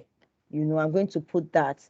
Then my Monday, even though I'm not well apparently teaching, but of course I'll be doing some things. Maybe that's a time where when I prepare for the whole of the other days that I'll be teaching. Maybe, okay, during that time, I get resources, I do this. Between this time and this time, I do this. Between this time and this time, I mark my students' notes. So it's not that maybe you are idle all through the day, you are just sitting down and you are gisting all through the day. No. So even if it could be as minute as I mark my students' notes, I mark the assignment, you put it there that this is what you do on a typical Monday for Yeah. this Yes. session. And Adiola, even for those Okay. who are like class teachers, those who have to mark Yes. register Okay. every Between morning. this time and this time, I mark Uh-huh. my students Yeah. register. Even if it's Attendance. just Yeah. 5 minutes, yes. My 5 minutes, my students attendance, just 5 minutes, maybe between 8 and 05 a.m. This is what I do. You're going to put it there. You have to be as detailed as possible. Then when I said work with your timetable, maybe on Tuesday you have first, second period, and then you have third and fourth. Then you're going to be free, and then you have 7 and 8. Just state it the way it is, because the way they structure our timetable, we are going to use it for the whole session. So it's just your timetable for that session that you are going to bring into that place. There's a way you will enter for Monday, for Tuesday, for Wednesday, for Thursday, and for Friday. So even So after school, Adiola, okay. Adiola, even if like sometimes they might be having some sporting activity. Yes, that was what Uh-huh. I wanted to say. Yeah. So So let even them let's put say it the there. school, yes, the school closes by 2 p.m. But like us in Lagos State, between 2 and 3 every Wednesday, we have our co-curricular activity. Although before COVID, though, but now after COVID, some schools are resumed, some schools are yet to resume. So if your school has resumed, you can impute that between 2 and 3, we do co-curricular activity, maybe JETS, Red Cross, whatever society or club that you belong to, you impute that. Maybe for those period that we before the lockdown, when we normally have reading period, you can include it. It's still part of what you do before you go home. So for even your idle time, you can still put something there. Okay, maybe that's when you write your lesson notes. For some of us that write our lesson notes every maybe Friday, you can put it there that, okay, between this time and this time, that's when I write my lesson notes. Just something to show what you do, what your typical week looks like. Thank you. So let's go back to the question. Is there, okay. Adetunji, I hope I've been able to answer your question. I don't know if you're still online, but you were the one I asked that question. Adetunji Olaniyi. All right. Is there a particular category of teachers that are favored for this? I don't understand that question. I've heard from more than one quarter that teachers in international schools are not favored for this because they are assumed to be working in in a big school where things are assumed to be in order. Adiako, please, would you like to say something about this?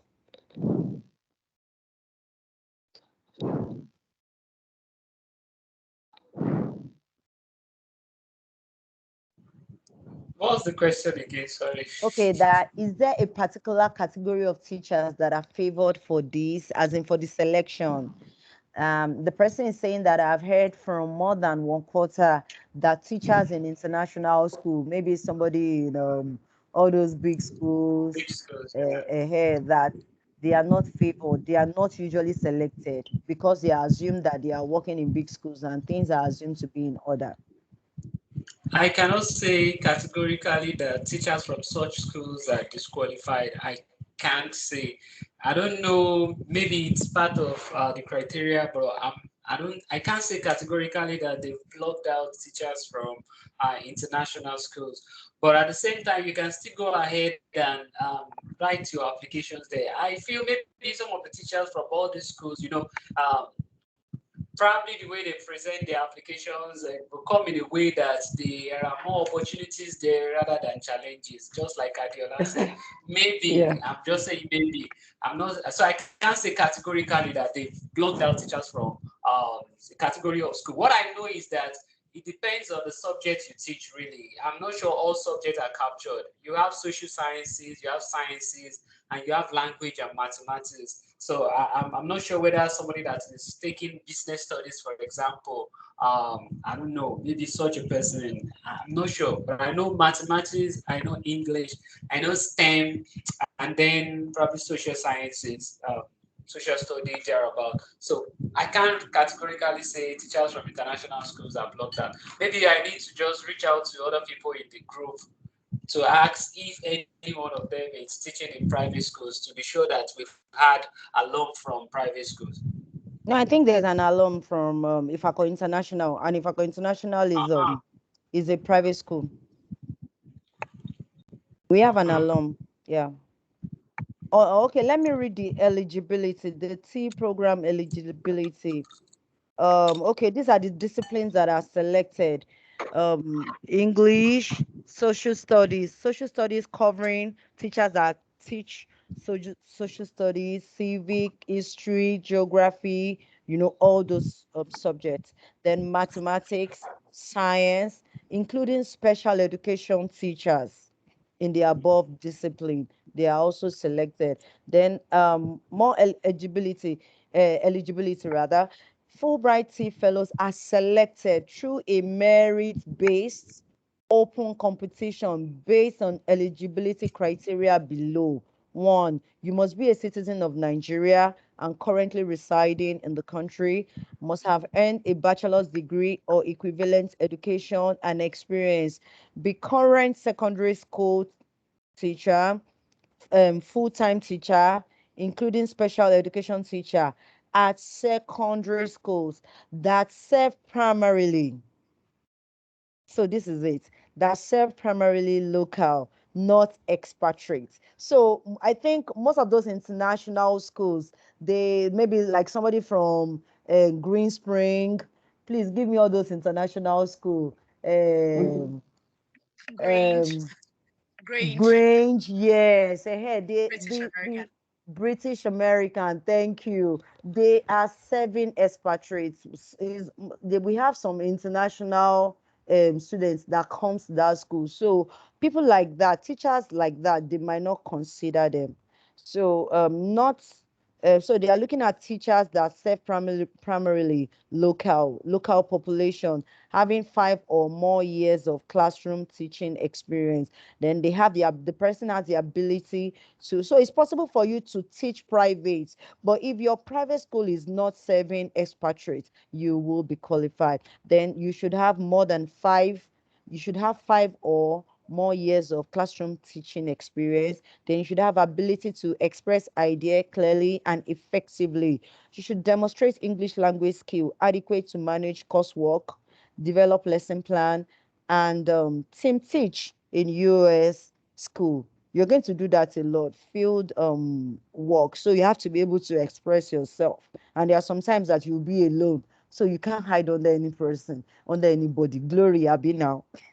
So let me butt in. I don't think having expatriates in all these big schools qualify as fully serving expatriates. You know, we have expatriates really in public schools too. You have one or two guys from other countries in some of our schools too. At least I went to public school and we had 3 guys from the US during my time in my public How school. many years? So How I'm many years thinking ago? if the school serves only expatriates, you know, if you have schools that before you can go there, you should be, maybe the school was established primarily for expatriates working in a particular place. The likes of Green Springs and so on, yes, probably they have 10, 20 thereabouts. Maybe they have 5% of their students that are expatriate. I don't think that qualifies as them serving expatriates, sort of like that. Because we can have expatriates in public schools too. We can have expatriates in public school. Maybe the percentage will be very small, but I don't think that qualifies as serving expatriates really. So I wouldn't say they shouldn't just try their luck. They can try and ensure the application is rich enough. And again, it depends on the opportunities that and challenges they're trying to put there. So if probably when they ask them question, where your student after secondary school, where do they normally go? Maybe you put there that 100%, all of them, they probably go to the US for their to further their education. Then that's 0. So you might want to say, okay, maybe a larger percentage of your students are on scholarship because their parents couldn't do this and do that. If truly that is the case, I'm not saying we should say, Leko is saying we should tell small lies there. No, I'm just saying if the application is rich enough, if you have a whole lot of things that can support you, even working as this Ivy League school in quotes. So that's just me. I don't think that should count as serving full expatriates if over 50% of the students are not expatriates. Okay, but we have an alum that teaches in private school, that I am sure of. So just go ahead and apply. Then somebody is asking, aside from teaching, I also do admin work. Should that also be included? Would it count anything? What do you have to say, I think Adiola? you've answered already. You've answered already that everything you do basically everything. in school. Yes. You should be teaching. You should be teaching. That is important. If you are doing any other thing, that's an added advantage, really. Okay. That admin role is part of leadership. But no, I feel maybe in the timetable, I think the person should concentrate more on teaching. On Let academic. it be, yes, because before the admin overshadows and they feel that okay. Yeah, so just concentrate. Maybe you are not teaching. Exactly, you're trying to use it. All right. Somebody's asking, what about economics and commerce? Well, it's not. I don't know. It should be under social science. No. It's social science. Social studies is not social science, though. So I don't know. It's they said social study. Social studies. It's not social science. Oh, it's not social science. I thought it was social science. Social studies, civics, and so on. Okay. I think we have 5 minutes left. All right. Yes. Let me quickly. I work with Green Spring now. I work class at Olashore International. You're a big woman or man. You can still try your luck. Really, go ahead, just ensure your application is rich enough. The worst thing that will happen is no, but then you've tried. Yes, exactly. And the questions are not too many, so it's something you can finish in a day and just put it. Yes, please. If you write that your school is located in the urban area, can it count against you? No. My school is located in the heart of Lagos, Ikeja, as Ojodu Ikeja. So I wrote that there, but we serve low income. So you can just put that people that attend my school, even though it's situated in normal estates, but we have people that come from outside, even outside Lagos, from way Bafo, children of farmers, fishermen, and the rest. Yeah, even all these house helps that they bring to Lagos, that Yes. they just want to put them in public school. At least they have promised their parents that they're going to put them in school, so they put them in. So it's actually possible for it to be located in an urban area, but the students that will be coming there, they might be And underserved it's even, and communities. Adiola, I think it's even stated there that it could be in urban, suburban, or rural areas. So I love. Suburban, the So, whole thing. In that case, suburban is not urban, it's suburban. His Ojodu is even urban. His Ojodu urban. Ojo is no It's Ojo. not urban Sub, now. We are urban now. suburban. His Ojodu It's a urban. Suburban, suburb. the whole thing. Suburb means sorry. Means suburb. What Means is suburb. Ikoyi now? All of Ikoyi and Exactly. No, Ojo. wait. Omole, hold on. Omole Estate. My school is actually in Omole Estate, and Omole Estate is Still suburban now. You're talking about Lekki, you're talking about you VI understand here. what's in my mind. Thank It's you. all. Yeah. Dave is saying that the principals in these schools are expatriate themselves. So I think, what do you feel? I think we've said enough. Apply, try your luck. Yes, Exactly. You're You not have a paying good for the percent. application. exactly, Exactly. Still exactly. apply. If they pick you, fine. So at least you tried. What if they pick you and you didn't even try? Okay. So Adetunji, yes, that could be a point you can leverage on. That most of the students in your schools, they are house helps, and some of them don't even have books and other Yeah. for study. Uh, Thank you very yeah. much for your time. Thank you. I think we've been able to answer all questions. Yeah. Thank you. Any other thing before we Yeah. go? Thank you. Another thing, can I add something? Okay, please Maybe go they ahead. should try submitting a resume when they are uploading, just Okay. added advantage. Yeah. And Okay. then those of them who don't even have international passport, it's a good thing they get one for themselves. Oh, The sure. earlier, the Yes. better. Yes. Yes. It's very, very essential. Yes. You need Yes. to have your international passport. Passport. Yes. Not the expired one. You need one that at least still has At least validity, yes. at Yeah. least maybe a Yeah. year or 2 years on it. Even if it's still 6 months, at least once you apply, you are sure of renewing it. Yeah. Omoni Yoshodi, I'm so sorry about that. I don't know why you feel you don't stand a chance. Why do you feel maybe you don't have enough teaching experience? But even if you don't have enough teaching experience, you can tell me the reason why you feel you don't stand a chance to apply, or maybe because you don't have a passport. You can quickly apply, and I mean, for one, I think under maybe 2 weeks or 3 weeks, Or you can probably actually. because I think I know this person. Or probably she feels okay. She's not in school or something. Some people from the school they take you to the district. That could be okay. She teaches economics and commerce. I beg apply. What if economics Apply. and commerce is Yes, regarded yes. as social So just social? go ahead. I think it's Just and apply. honestly, it's about like since I got back, it's not that maybe I'm back and I've been teaching. Fine, I've learned a lot to help my but for example, someone like Adiola traveled on gender-based cohort. So that could be you can focus on that. That could be your own strength.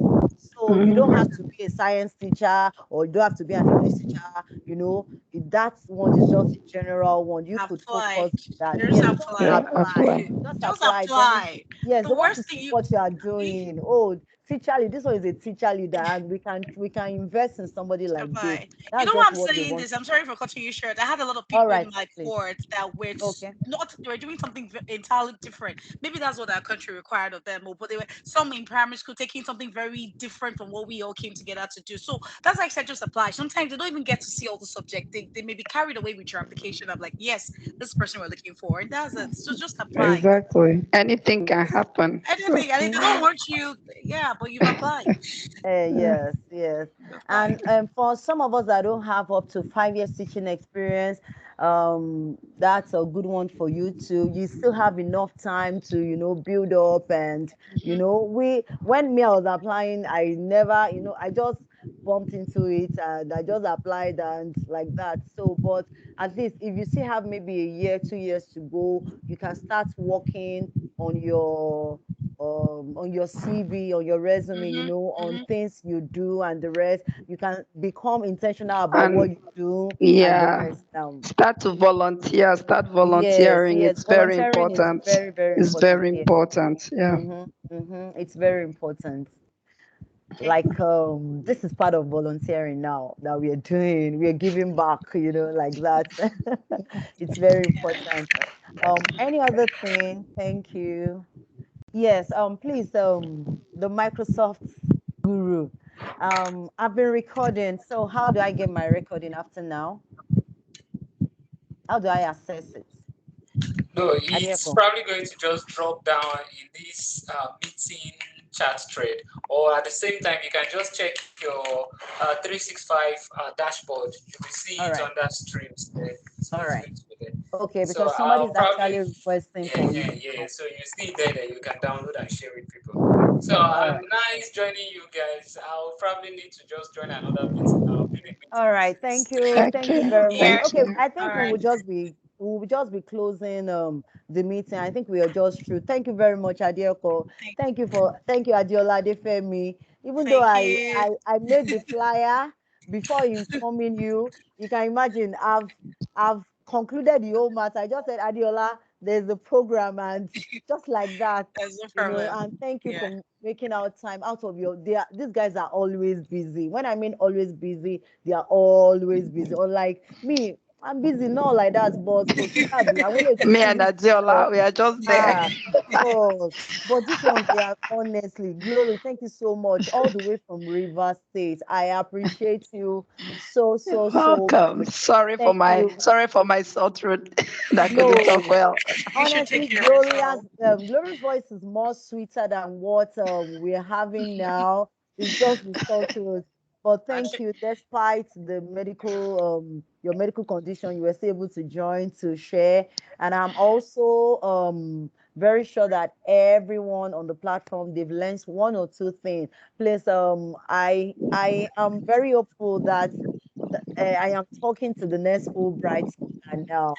Like Yeah. amen, amen, I am Yeah. very, I very know that amen, a lot of you will be seeing yourself in US by next year. amen, amen. Amen. amen. Yes, yes, All right, yes. all right. I got to So we go. wish you all the best. We wish Okay. you all the best. See. So we have Yeah. come to the end of the session. All the best. I'm going to be dropping just the way you got this information. You're also going to get the link. The link is out. It's I think it came out on Thursday or Friday, and the application will be closing 12th of March. Sorry, of April, 12th of April. So whatever it takes, I think please that's a keep lot it. of time. Yes, it's a lot of Gosh. time. I had just 48 hours to fill, at times I still, but thank God for his grace. It still baffles me how I was able to write all this in I wonder 48 too. I hours. did mine under Uh-huh, 1 month. yes, but Adrenaline, no, it's called adrenaline. I, But they should use this but period to at least acquire all. There are so many Yali, yes, IBM. yes, They yes, get their results in minutes, their yes, certificates in minutes. So you don't yes. have to lie. So Mm-hmm. if you do it, Microsoft educators, IBM, ah, they should try you. They went out. They go to USA. British Council, Yes, yes, so British yes. Council is a Yeah, bit come longer and than join us. here. Come and do yes, and join us. Right. I have yes. to go now. I'm sorry. It was Thank nice you very Okay, having much, you. Adiola Adiola. All Adefemi. right, you too, Thank you, Glory. All Glory. right, all Glory. right, Thank you bye. Bye. all. I appreciate every one of you. Omoni Yoshodi, Akonde, Falsat, Adetunji. Thank you, Ezechi. You were the first to join. Thank you, Ayeni Folake. Thank you, everyone, for joining. And I'll try send the link again to us on how to apply and the rest. I mean, the link to applying rather, and the link also to this session in case if we want to go over it again. Thank you very much for making our time to join this interactive session. Wish you all the best in your future endeavor. See you. Bye.